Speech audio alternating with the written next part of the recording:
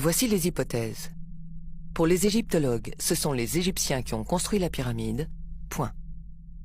Ils ont réalisé les prouesses suivantes. Ils ont rasé et nivelé la colline pour y poser la pyramide et une centaine de mastabas. Du début du plateau jusqu'au bout, soit 250 mètres plus loin, la base de la pyramide est parfaitement horizontale, à 21 mm près. Ils ont creusé un tunnel de 80 mètres de long, qui descend à une profondeur de 80 mètres dans la roche, large d'1,10 m par 1 mètre, avec seulement une erreur d'1 centimètre du début à la fin. Voici un tunnel de notre époque.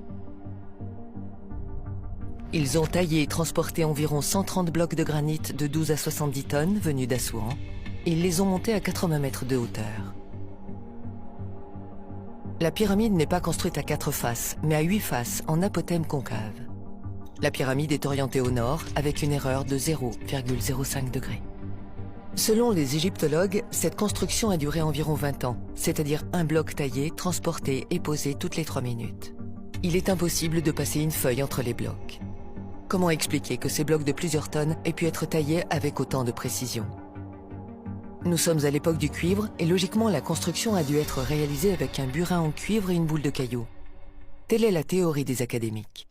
Poursuivons avec d'autres prouesses dans la précision. Le tunnel descendant forme un angle de 26 degrés 2 dixièmes et cet angle est identique dans le couloir ascendant. Un rapporteur des collines n'affiche pas les 2 dixièmes.